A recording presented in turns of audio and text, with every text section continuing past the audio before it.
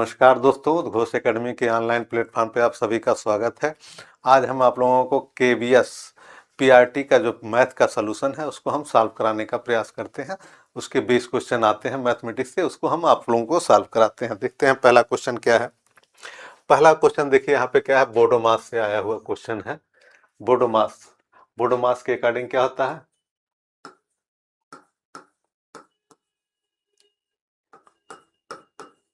पहले सबसे पहले ब्रैकेट सॉल्व करेंगे, फिर हाफ, फिर डिवीजन, इससे मल्टीप्लिकेशन, एडिशन, सब्सट्रैक्शन।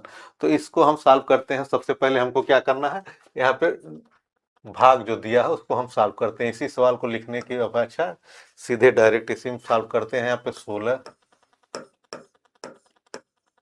अब भाग को सॉल्व करते हैं तो 6 में 2 का भाग देंगे 3 हो जाएगा, और यहाँ पे गुणे 3 हो जाएगा। यहाँ पे माइनस कितना हो जाएगा, यहाँ पे 4, 8 में 4 का भाग देते हैं तो 2 हो जाएगा।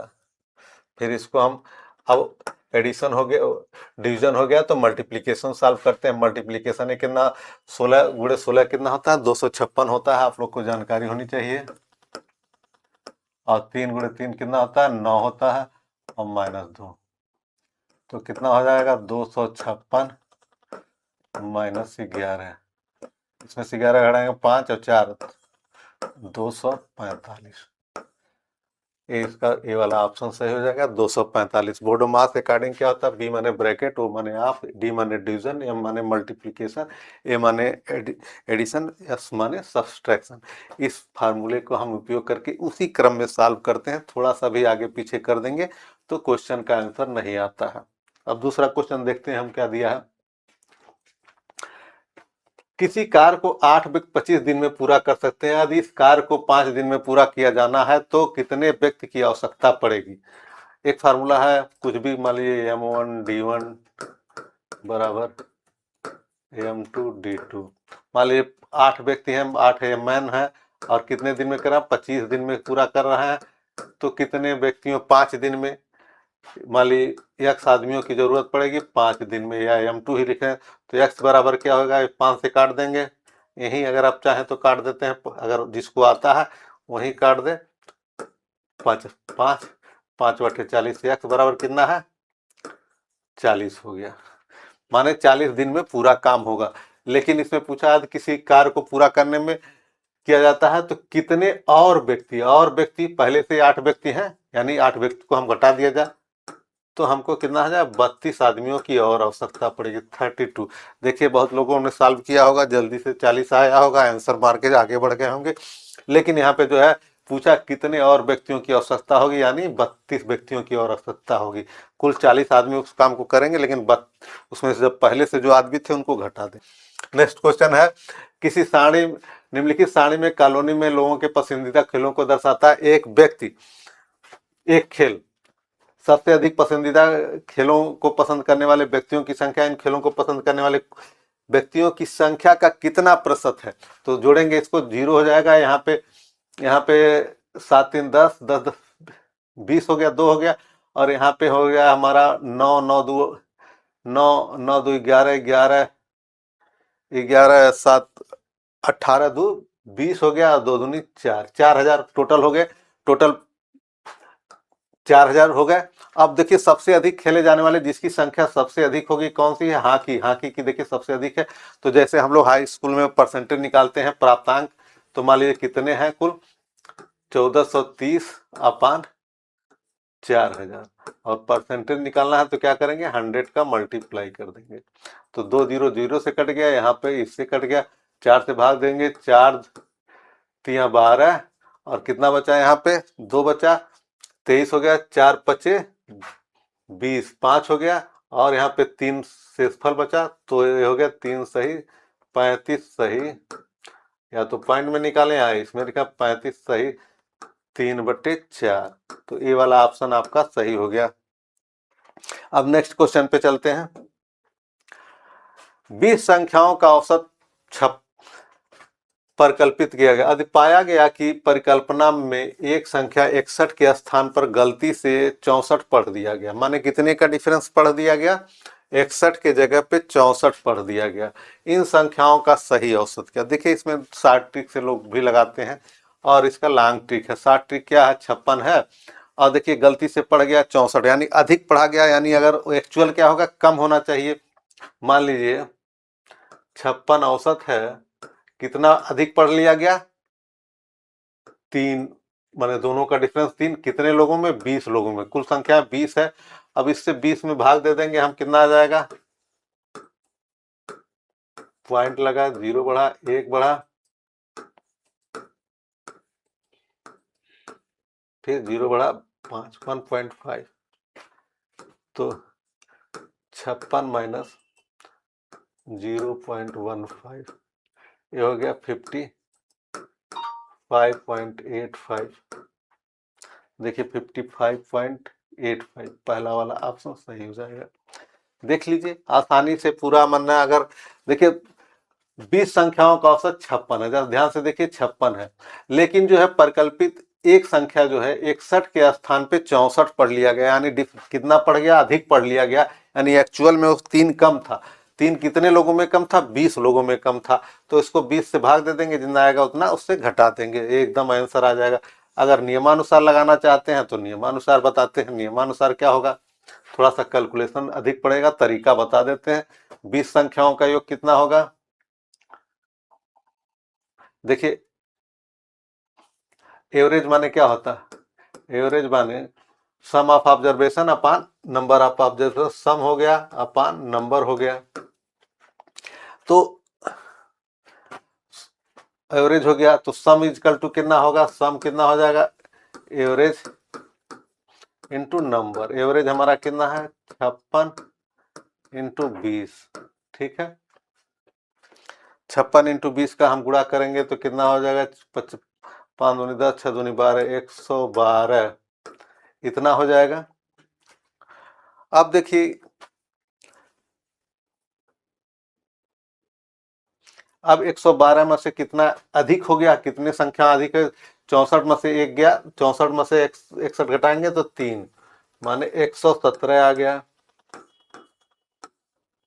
सम ऑफ योग कितना आ गया, एक्चुअल कितना हो गया, एक्चुअल 117 हो गया, तो इसका औसत क्या हो जाएगा, एवरेज क्या हो जाएगा, सम हो गया 117 अपान, इसमें 20 से भाग दे देंगे तो हमारा आ जाएगा 55.85। आप इसको करके देख लीजिएगा, एकदम आ जाएगा। एवरेज बराबर सम ऑफ ऑब्जर्वेशन, पूरा लिए नंबर ऑफ ऑब्जर्वेशन, सम बराबर क्या होता है, एवरेज अपन नंबर, इसको गुणा कर दिए, हमारा डिफरेंस कितना है, अधिक हमने इसमें जोड़ दिया है कितना, 3 का, तो 3 इसका सम में घट जाएगा और फिर एवरेज हमारा निकल जाएगा यहाँ पे इस तरह से। और उस तरह से नहीं निकालना चाहे तो उस तरह से भी निकाल लीजिए। अब देखिए निम्नलिखित श्रेणी श्रेणी जो दी है उसमें अगले 2 पदों क्या है, यहाँ पे देखिए क्या है, 4 प्लस 2, यहाँ क्या है 3, यहाँ क्या है 4, यहाँ पे क्या है 5, तो अगला पद क्या होगा 6, 18 6 कितना होता है 24 होता है। और फिर अगला पद क्या हो जाए, 24 और 7, 24 और 6 7 31, तो 24 और 31 जो भी ऑप्शन होगा वो भी होगा। देख लीजिए अगले पद को हम देखते हैं, अगले क्वेश्चन को हम देखते हैं। किसी मेज का क्रय मूल्य, देखिए किसी मेज का क्रय मूल्य 6,000 रुपया है तथा इसमें 6,600 रुपए के लाभ पर इसके अंकित मूल्य पर 10% की छूट पर बेचा जाता है। अंकित मूल्य क्या किया, अंकित मूल्य को मान लीजिए 100% है, तो उसमें 10% की छूट पे हमको कितने में बेचा जा रहा है,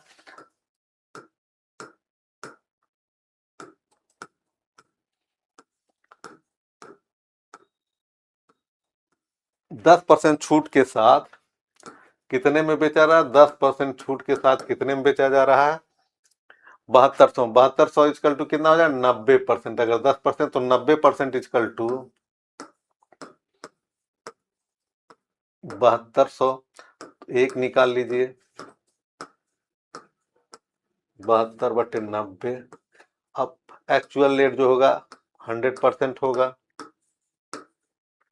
72/90 इंटू 100, एक जीरो काट दिए, 9 8 72, 800 बराबर, और 10 इसमें 8,000। उसका अंकित मूल्य कितना था 8,000। देख लीजिए समझ लीजिए वस्तु कितने में बेची गई, इतने में खरीदा था, 600 रुपया लाभ किया, इतने में 7200 में बेचा, और उस 7200 में बेचने के बाद भी वो क्या किया था, अंकित मूल्य पर 10% की छूट दिया था, यानी ये वैल्यू कितनी है, 90% के बराबर है। इस तरह से हम इसको लगा सकते हैं।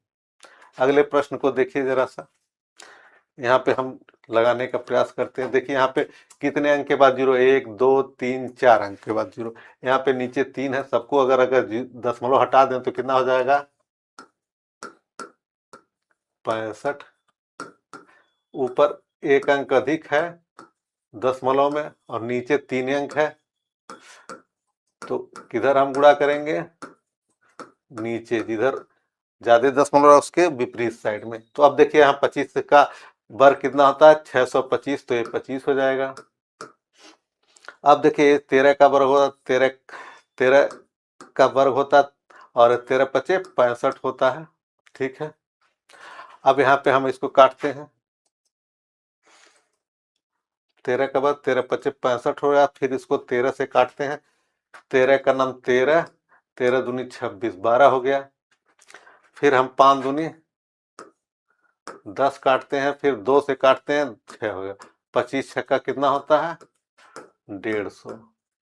बहुत ही आसानी से आप लगा सकते हैं इसको, बहुत ही आसान क्वेश्चन था, एकदम समझिए फ्री में क्वेश्चन था, बस दशमलव का ज्ञान होना चाहिए। हमने ऊपर देखिए 1 2 3 4 अंकों का दशमलव हटाया और नीचे 3 अंकों का, तो जिधर ज्यादा अंक रहता है उसके विपरीत साइड में हम 10 का मल्टीप्लाई, 1 अंक है तो 10, 2 अंक है तो 100 का मल्टीप्लाई कर देते हैं। अब आगे के क्वेश्चन को देखते हैं। 1729 के अभाज्य गुणनखंडों का योग। देखिए 1729 को हम करते हैं, 17,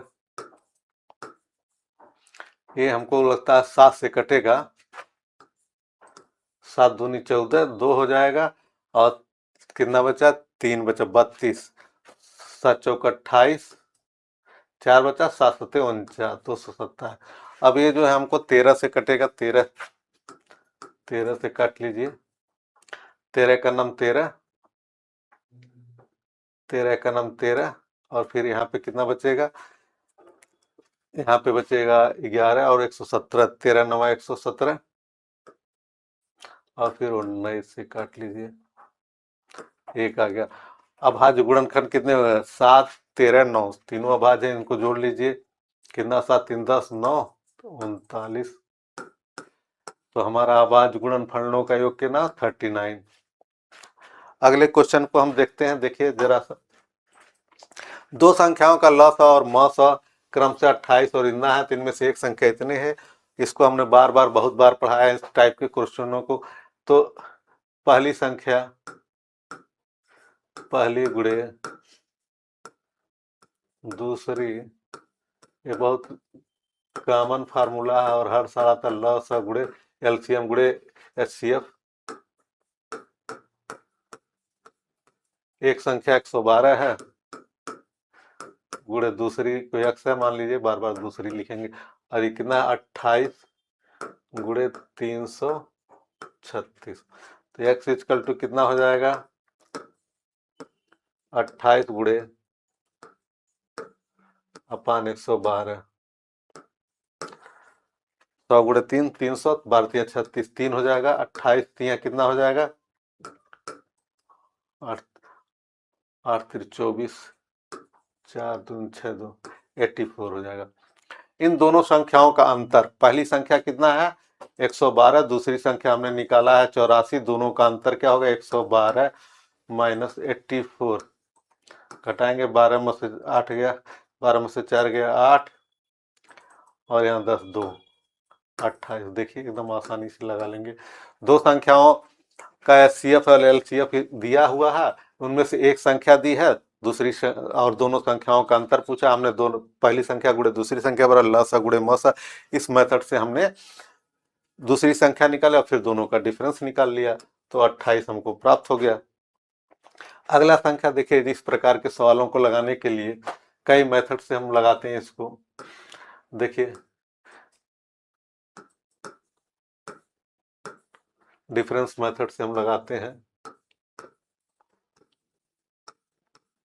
देखिए जिसको नहीं आवे चुपचाप सीधे सीधे भाग दे, सवाल कम से कम नहीं गलत होगा, और जिसको आ जाए उसको डिफरेंस मेथड, इन दोनों का डिफरेंस कितना है 3 और 2 में से 1 डिफरेंस है।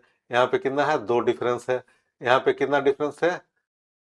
5 डिफरेंस है। यहाँ पे कितना डिफरेंस है? 11 और 8 में 3 डिफरेंस है। ठीक है, अब इन डिफरेंसों का हम क्या निकालेंगे? एलसीएम। लसा निकाल लेंगे तो कितना होगा? 2 5 और 3 का लसा होगा 5 10 या 30, 30 हो जाएगा इसका लसा। अब इसको सबको 30 करते हैं। 30 करने के लिए कितना होगा? यहाँ पे 30 का मल्टीप्लाई हो जाएगा, यहाँ पे 30 का मल्टीप्लाई होगा और 30 का फिर इसमें मल्टीप्लाई, 30 दूनी 60। इसी प्रकार यहाँ पे इसको कितने का मल्टीप्लाई करें तो 30 हो जाएगा, यहाँ पे मल्टीप्लाई के 15 दूनी 30 और फिर 15 पचे 75। फिर यहाँ पे देखिए 5 है, 5 में कितने का मल्टीप्लाई करें तो 30 है, 5 छक 30, 30 हो गया। 6 को अब 4 से, 6 चौक 24। इसी प्रकार 3 को कितने से मल्टीप्लाई करें? 30 हो जाएगा, यहाँ पे 10 से मल्टीप्लाई करेंगे 30 और फिर इस 10 को इसमें से मल्टीप्लाई करेंगे 80। अब देखिए सबसे बड़ी संख्या ये वाली हो गई और सबसे छोटी संख्या ये हो गई। तो हमको पूछा सबसे भिन्न का सबसे बड़ी संख्या, ये पूछ ली। जिसको न आवे कुछ न करे, चुपचाप भाग दे, दशमलव में आ जाएगा, आराम से आ जाएगा। अगर जिसको आ गया समझ में वो इस तरह से लगाए, आसानी से लगे। एक आयत का परिमाप 28 सेंटीमीटर है। परिमाप माने उसका बाउंड्री, फेंस। उसकी चौड़ाई उसकी लंबाई से 2 सेंटीमीटर कम है। उस आयत का क्षेत्रफल देखिए। देखिए आयत का क्षेत्रफल मान लीजिए,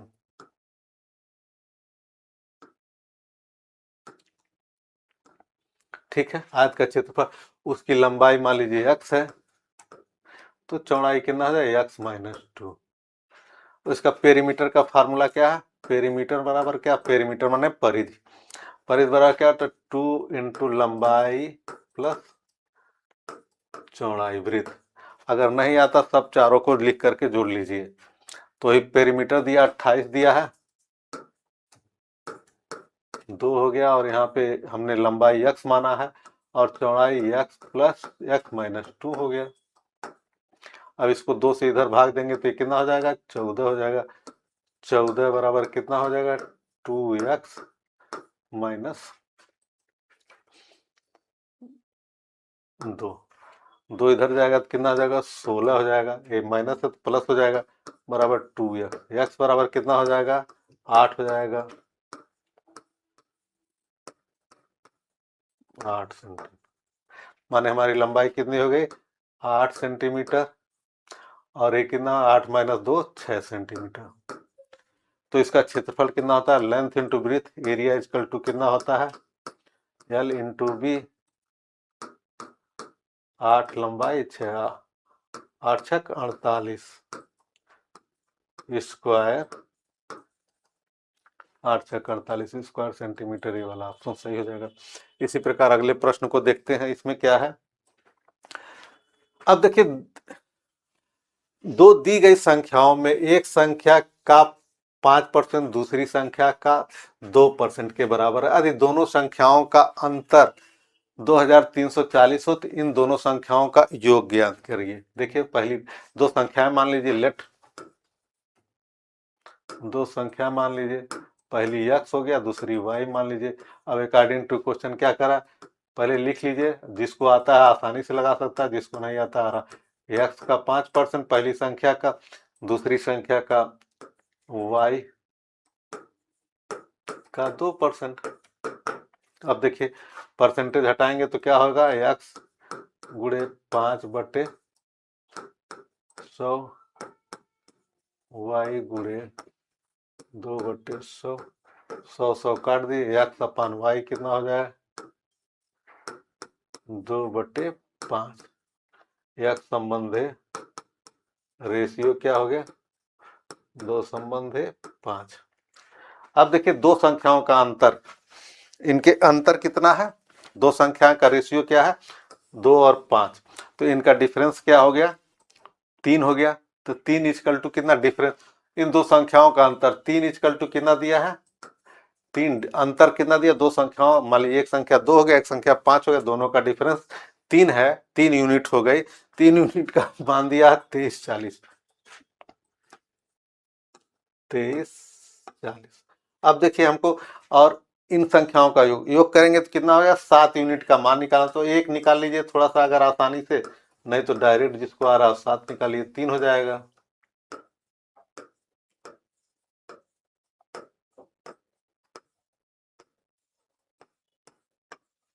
3 से काटेंगे, 3 सत्ते 21 और यहाँ पे 3/24, 780 को 7 में हमने मल्टीप्लाई किया तो कितना आ जाएगा हमारा, 7/56, 0 7/56 के 6, 7 49, 7 और 5 54, 54 और 60, ये वाला ऑप्शन हमारा सही हो जाएगा। देखिए इसमें बहुत आसान है, कुछ नहीं करना है। देखिए पहली एक संख्या का 5% ले लिया, पहले हम सीधे सीधे अगर नहीं भी आता तो लिख लें, एक्स का 5%, वाई का 2, दोनों बराबर दिया है, दोनों बराबर है, कंडीशन आराम से दिया है, दोनों बराबर हैं। तो यहाँ पे क्या होगा, 5% में परसेंट है, 100 कट गया, एक्स अपन वाई रेशियो हो गया, यानी दोनों दो संख्याएं हो गई, एक्स और संबंध वाई, कितना संबंध है, तीन, इनका डिफरेंस क्या है, 3 यूनिट, 3 यूनिट बराबर दिया है 23 40। तो क्या हो जाएगा, हमको इनका योग निकालना, योग 7 यूनिट, योग क्या है 5 2 7, 7 यूनिट है, तो 7 यूनिट का मान निकालना 54 40। देख लीजिए आसानी से हो जाएगा। इस हो गया। अब नेक्स्ट क्वेश्चन को देखते हैं। मूलधन और उस पर किसी वार्षिक साधारण ब्याज की दर से 5 वर्ष के ब्याज का योग 28,000 रुपये है, तो किस ब्याज आदि ब्याज मूलधन का 2/5 है, तो वार्षिक ब्याज की दर हमको निकालना है। तो ब्याज माने क्या, साधारण ब्याज माने एसआई, मूलधन का 2/5 है, 2/5 पी है, एकदम दिया है। तो हमारा फार्मूला क्या होता है, समय कितना दिया है 5 वर्ष, एस आई बराबर क्या होता है, PRT/100, ठीक है। अगर एस आई है हमारा 2/5 पी और P इंटू आर हमको ज्ञात करना है, इंटू टी हमारा 5 है, तो P से P कैंसिल हो जाएगा, P इधर आएगा नीचे आ जाएगा, फिर हमारा अगर इसको हम काटते 5 से अगर काटे तो कितना हो जाएगा 20 हो जाएगा, इधर आ जाएगा ऊपर चला जाएगा 20 और 5 चौक के 20, आर बराबर कितना हो गया, आर बराबर 8%। देखिए आसानी से लग गया, बहुत ही आसान सवाल था। इसको क्या करेंगे, देखिए अकॉर्डिंग टू क्वेश्चन क्या दिया है, ब्याज मूलधन का 2/5 है, तो वार्षिक ब्याज एस आई बराबर क्या है 2/5 पी दिया है, प्रिंसिपल मूलधन माने प्रिंसिपल, तो एस आई बराबर की जगह पे 2/5, एस आई बराबर PRT/100, पी से कैंसिल हो गया और टी टाइम 5 ईयर दिया है तो 5 रख देंगे, यहाँ पे 20 हो गया और इस 5 से कटा 4 हो गया और फिर 4 दूनी 8, 8% ब्याज आ गया। अगले क्वेश्चन को देखते हैं। अब देखिए एक संक्रिया दिया है जिसमें देखिए ए और बी के संबंध है इतना, तो 3 + 25 का संबंध कितना होगा। देखिए जरा से यहाँ पे ए की जगह पे हम कितना लिख देते हैं 3 और यहाँ पे ये संक्रिया लगा देते हैं और ये 25 हो गया, तो यहाँ पे कितना हो जाएगा, बी की जगह 25 है तो बी हो गया 25 माइनस कितना हो जाएगा 2a, 2a माने कितना 3 दूनी 6 प्लस ए और बी का गुणा 25 × 75/5। अब देखिए इसको काट लीजिए, 15 × 5 = 75, 15 हो गया, अब प्लस प्लस जोड़ दीजिए 15 और 25 कितना हो गया, 15 और 25 कितना हो गया 40 हो गया, 40 में से 6 घटा देंगे तो कितना हो जाएगा 34। देखिए इतना आसान सवाल है, बहुत ही आसानी से आपका आ गया सवाल इस सवाल को। अगले सवाल को देखते हैं, नेक्स्ट सवाल को। अब देखिए एक दुकानदार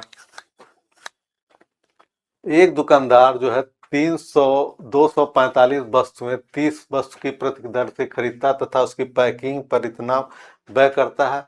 अब उन्हें 50 रुपए प्रति वस्तु की दर से बेचता है तो उसका लाभ प्रतिशत क्या होता है। लाभ प्रतिशत माने लाभ होता है अपॉन सीपी होता है इंटू 100। तो पहले तो हम लाभ प्रॉफिट निकालें, कैसे होता है प्रॉफिट निकालने के लिए। अब देखिए कितने वस्तुएं हैं, प्रॉफिट कैसे निकलेगा, सीपी कास्ट प्राइस कैसे निकलेगा, जरा सा देखिए। कास्ट प्राइस कितना है, शॉर्टकट से भी लगा सकते हैं इसको, प्लस 30 रुपए के हिसाब से, और प्लस उसकी पैकेजिंग का कास्ट भी उसी में जुड़ जाता है। ये कास्ट प्राइस ढुलाई उलाई जितना होता है, पैकेजिंग या अन्य चीज़ों का जो खर्चा होता है, सारा चीज़ें जो है कास्ट प्राइस पे जुड़ता है। तो हमारा हो गया 245 में अगर हम 3 का गुणा करें, 5, 12 और 1 13 और 3 दूनी 6, 1 7, 7350 हो गया, प्लस 2450 अगर हम जोड़ें 00718 तो हमारा सीपी कितना हो गया, रुपया 98। और 50 रुपए की प्रति एसपी देख लीजिए, एसपी कितना हो जाएगा। अब वस्तुएं तो वही है 245 गुणे 50, तो इसमें 50 का गुणा कर दिए 245 में, 5 का गुणा कर दे, 0 बढ़ा दे, 50 25 के 5, 5 चौक के 20 2 22, अब 5 दूनी 10 2 12, 12,250।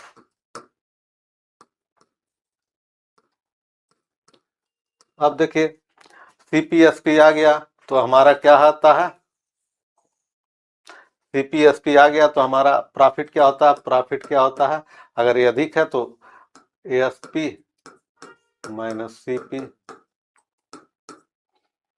एसपी है 12,250 माइनस सीपी है 9,800। अब घटा दीजिए 12,250 9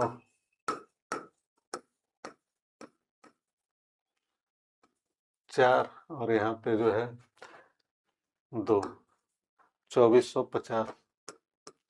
प्रॉफिट कितना हो गया 2400। अब प्रॉफिट परसेंटेज कैसे निकलता है, प्रॉफिट परसेंटेज देख लीजिए, फार्मूला है प्रॉफिट परसेंटेज बराबर क्या होता है, प्रॉफिट अपॉन सीपी गुणे 100। तो हमारा प्रॉफिट कितना है 2400, सीपी कितना है 98 गुणे 100। अब ये दोनों जीरो जीरो से कट गया। अब इसको 98 से अगर हम काटें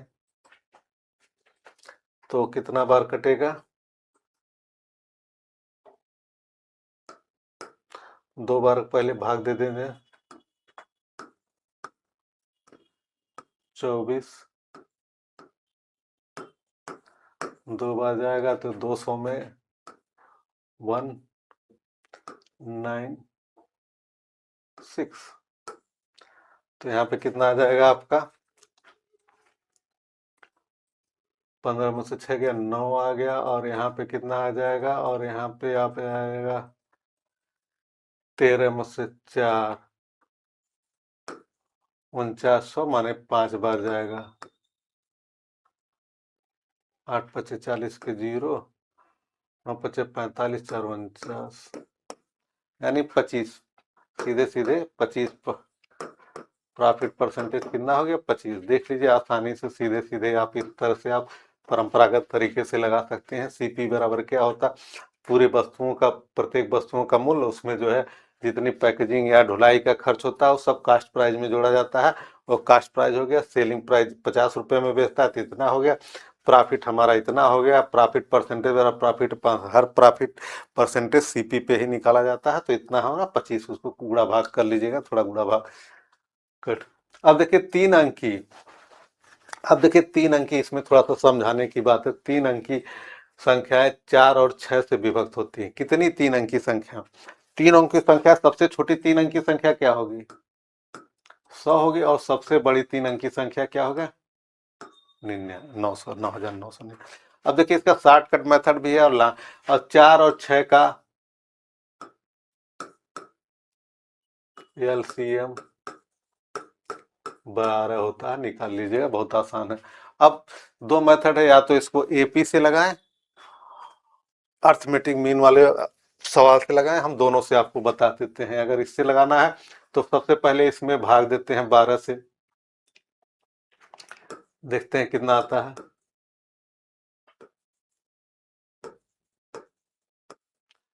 12 से भाग देते हैं, कितनी संख्याएं जो होती है इसके बीच जो है 12 से विभक्त होती हैं। 12 बट्ठे 96, 96, यहाँ पे 3, 12 3 36, 3 बचा। ठीक, अब देखिए इसको भाग देते हैं 100 को,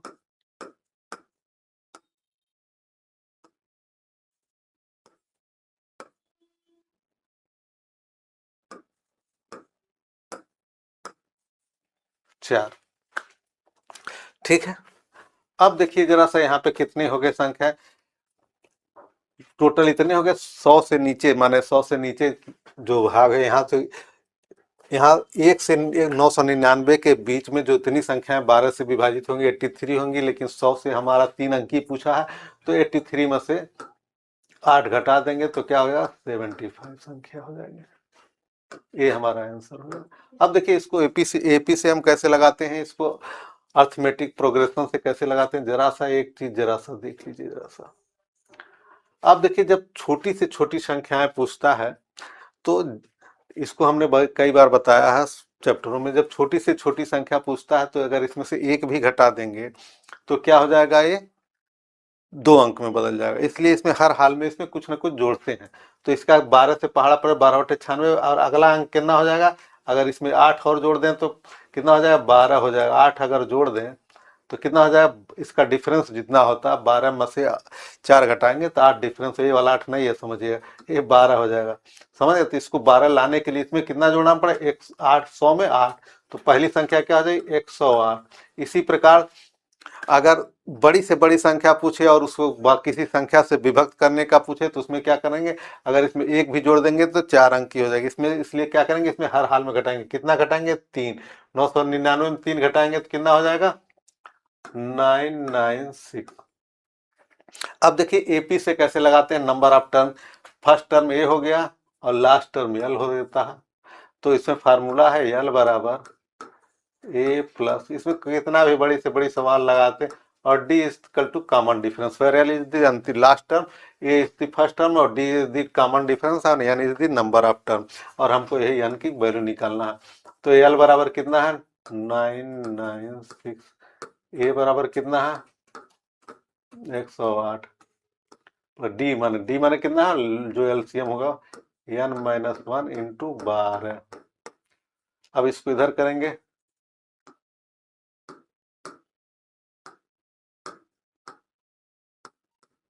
और इसका 12 में गुणा कर,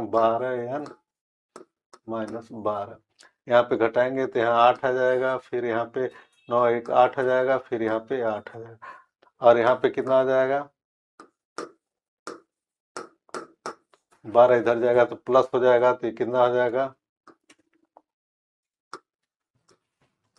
प्लस 12 बराबर 12 एन, तो ये कितना आ जाएगा? 900। एन बराबर कितना हो जाएगा?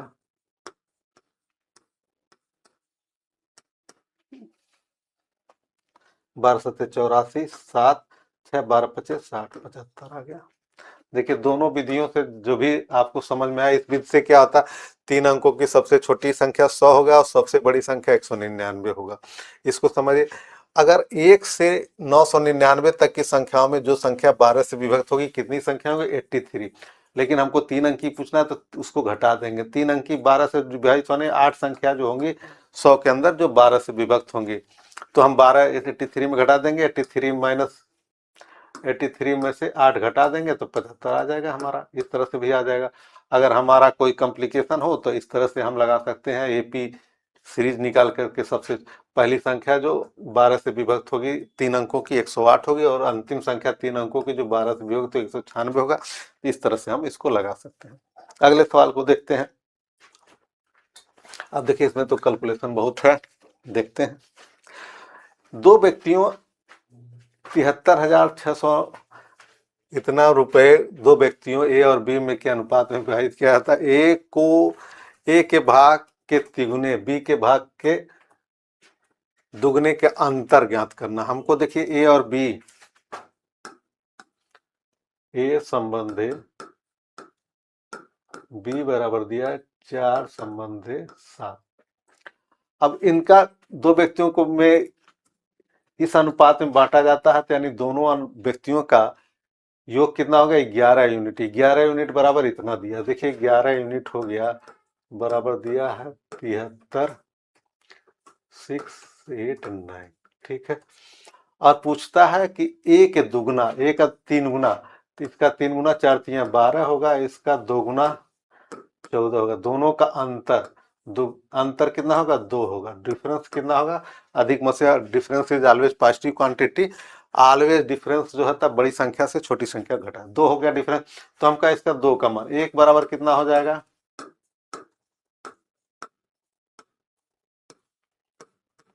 ठीक है। फिर 2 यूनिट का मान हमको निकालना है।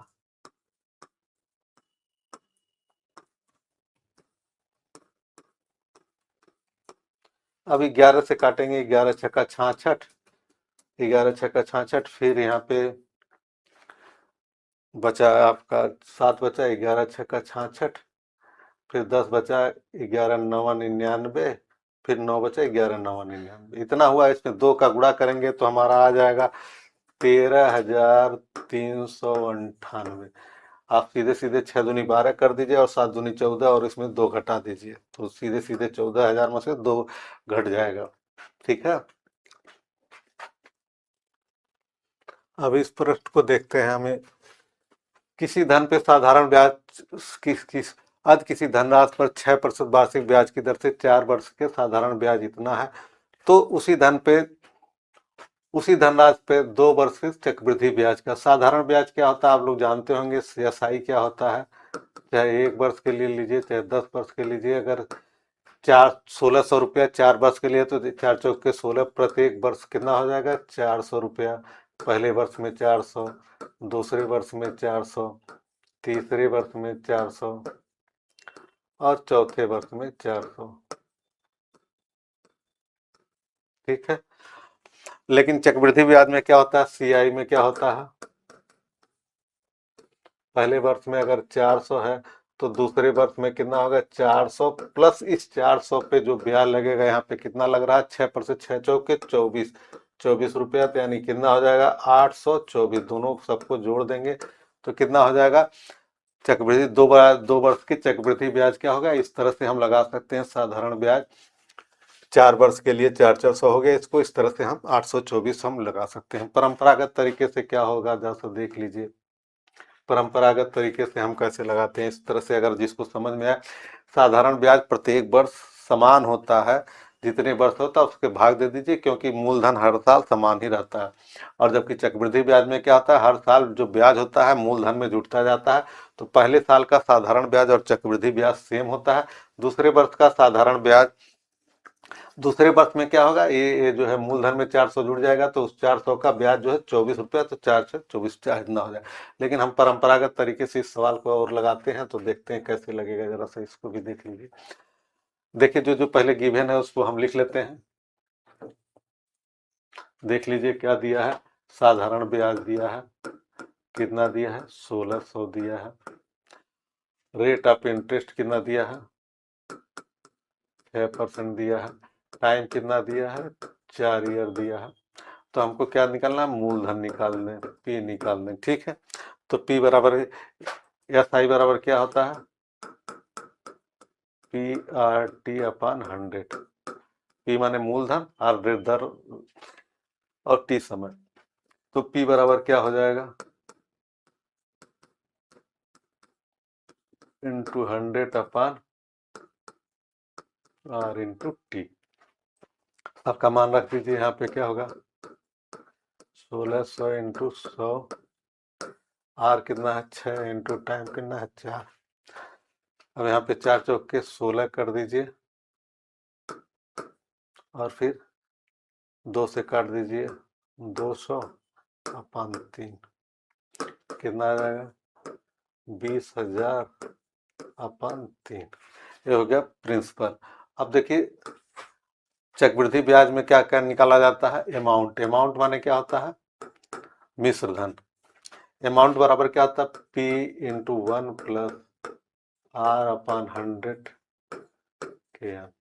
अमाउंट हमारा निकल जाएगा, P हमने रख दिया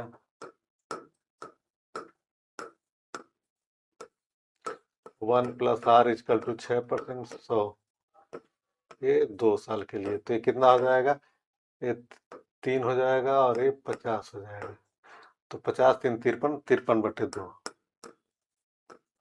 20,000 गुणे 53 गुणे 53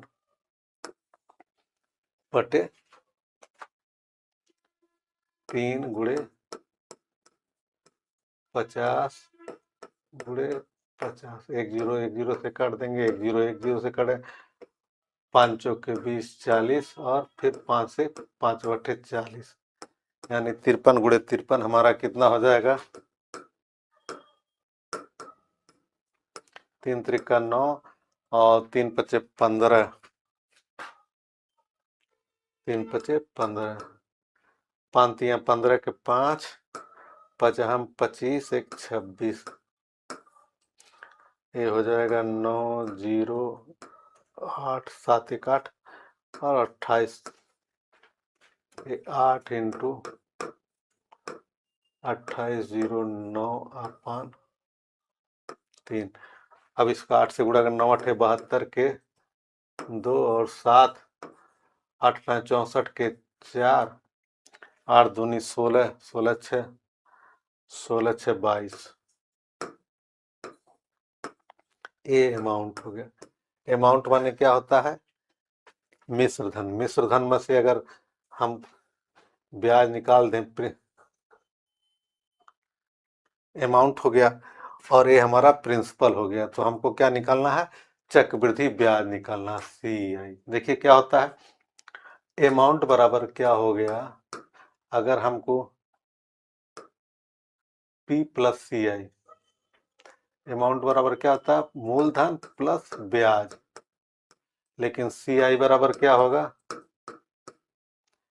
A माइनस P। A बराबर हमारा कितना है 22,472 अपान 3 और ये P कितना है 20। देखिए कितना बड़ा हो गया, अगर थोड़ा सा हमने टेक्निक लगाया तो मुश्किल से 10 सेकंड में लग गया, परंपरागत तरीके से लगाने में कितना। अब तीनों का कॉमन हो जाएगा और यहाँ पे जब घटा देंगे तो 24 72 हो जाएगा, 8 3 24 8 और 24 आ गया आपका आंसर यहाँ पे आया। देखिए परंपरागत तरीके से कितना कठिन होता है सवालों को लगाना। आजकल ट्रिक का जमाना है, ट्रिक में कितनी आसानी से लग गया। 400 एक साल का आया, दूसरे साल का 400, दोनों को जोड़ दिया 800 हो गया और फिर एक 400 का 24 4 6 24 सीधे सीधे 824 आ गया। अब परंपरागत तरीके से लगाएंगे तो 10 मिनट लग जाएगा, देख लीजिएगा। अब देखिए किसी संख्या को 96 से भाग देने पर शेषफल इतना प्राप्त होता है, उसी संख्या को 24 से भाग देने पर शेषफल कितना। इसको दो तरीके से आप लगा सकते हैं, सीधे सीधे ये शेषफल बचता है 96 से भाग देने पे तो 24, उसी संख्या को, संख्या वही है तो 24 से भाग देने पे तो सीधे 59 में, सीधे आप जो है 59 में 24 से भाग दे दें, कितना हो जाएगा 24 दूनी 48, 1 और 11। देखिए सीधे सीधे शेषफल कितना प्राप्त हो जाएगा। तो शेषफल क्या प्राप्त हो जाएगा, देखिए इसमें ऑप्शन इन्होंने गलत टाइप कर दिया पूरी तरह से। यहाँ पे ऑप्शन में 11 होगा और 11 ही होगा, ठीक है। ठीक, ऑप्शन में क्या होगा 11 है इसका और ये इसका आंसर 11 होगा। अब देखिए अगर हम परंपरागत तरीके से और किसी सवाल का लगाते हैं तो क्या होता है भाज्य बराबर क्या होता है डिविजर बराबर होता है भाग बराबर भाजक इंटू भागफल प्लस शेषफल। हमेशा देता है तो उसी का मल्टीपुल ही देता है। भाजक कितना है, किसी संख्या को जिससे भाग देते हैं उसको भाजक कहते हैं, डिविजर कहते हैं, और डिविडेंट हो गया, और इसको रिमाइंडर कहते हैं, इसको कोटेंट कहते हैं। ठीक है, यहाँ पे अगर हमारा भाजक कितना 96 है और गुणे भागफल कितना है, कुछ भी मान लेते हैं, एक्स मान लेते हैं, भागफल एक्स हो, प्लस शेषफल कितना है 59। अब देखिए यहाँ पे क्या होगा, इसको ब्रेक करिए 24 से, 24 के रूप में ब्रेक करिए, 24 चौके 96, और इसको 24 से ब्रेक करेंगे, 24 गुणे 2 प्लस 11। अगर हम इसमें से 24 कॉमन ले लें तो कितना बचेगा, 24 गुणे 4, 24 गुणे 4x और प्लस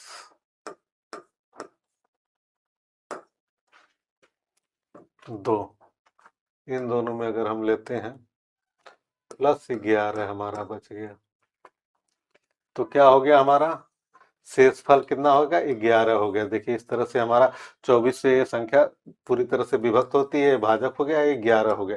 इस तरह से अगर हम लगाते हैं तब, नहीं तो सीधे सीधे आप अगर 96 से भाग देने पे शेषफल इतना प्राप्त होता है, तो 24 से भाग देने पे सीधे जो शेषफल जो बचता है उसी में भाग दिया जाता है, 24 से जितना बचेगा उतना। और ये परंपरागत तरीके से है लगाना, इस तरह से लगाते हैं, जो भी संख्या देता है इसी का मल्टीपुल ही देता है। तो हमेशा इसको 96 है तो 24 चौके 96, इसे 24 गुणे 2 प्लस 11 कर देंगे, इन दोनों में 24 24 कॉमन ले लेंगे, तो यहाँ पे 4x प्लस 2 बचेगा, प्लस 11 बचेगा, यानी यही शेषफल बच जाएगा 11। इस तरह से भी लगा सकते हैं। हाँ, तो नेक्स्ट क्वेश्चन पे चलते हैं। 320 मीटर लंबी एक रेलगाड़ी एक प्लेटफॉर्म को 120 मीटर प्रति घंटा की चाल से 120 मीटर प्रति घंटा की चाल से 24 सेकंड में पार करती है। कोई व्यक्ति उसी प्लेटफॉर्म को जो रेलगाड़ी करती है 12 मिनट में पार करता है, तो उस व्यक्ति की चाल किलोमीटर प्रति घंटा में ज्ञात करना। सबसे पहले आप जान लीजिए किलोमीटर प्रति घंटा को अगर मीटर प्रति घंटा में, किलोमीटर में कितना 1000 मीटर होता है, और से मीटर पर सेकंड में बदलना हो तो कितना 60 गुणे 60 सेकंड हो गया।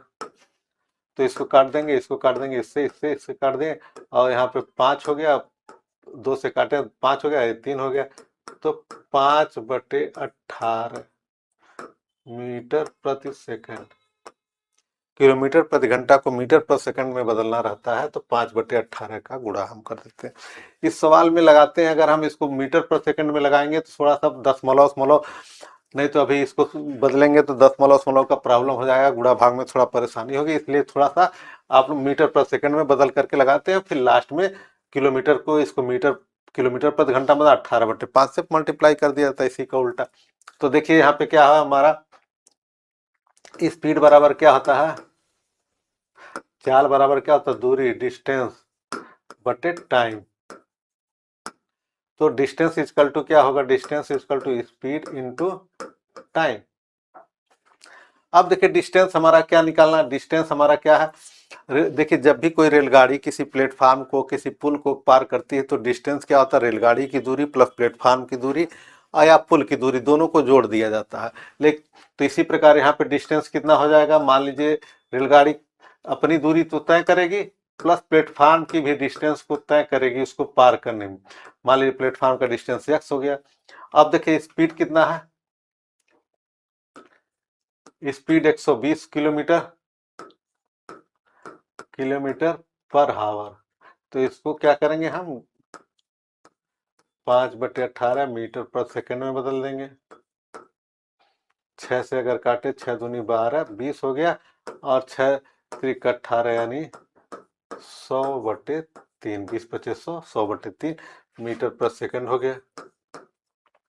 और टाइम कितना है, टाइम कितना है 24 सेकंड। अब देखिए यहाँ पे डिस्टेंस कितना है 320 प्लस x, और टाइम कितना है, स्पीड कितना है 6/3, 3 और समय कितना है 24, 3/24, 800 हो गया। ये हो गया 320 प्लस x बराबर कितना हो गया 320, अगर इसमें से माइनस होगा तो क्या हो जाएगा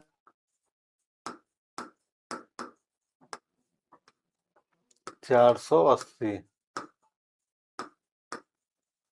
मतलब प्लेटफॉर्म की दूरी कितनी हो गई 480। ठीक है, अब देखिए 12 मिनट में पार करता है, कितने में पार करता है 12 मिनट में। तो उस व्यक्ति की चाल क्या होती है, स्पीड बराबर क्या होता है, स्पीड बराबर डिस्टेंस, डिस्टेंस क्या, एक व्यक्ति प्लेटफॉर्म की दूरी कितनी है 480, 480 की दूरी कितने देर में पड़ता है 480 मीटर है, और मिनट में 12 मिनट में पार करता है। ठीक है, 12 मिनट है, हमको किलोमीटर प्रति घंटा में बढ़ना है। 12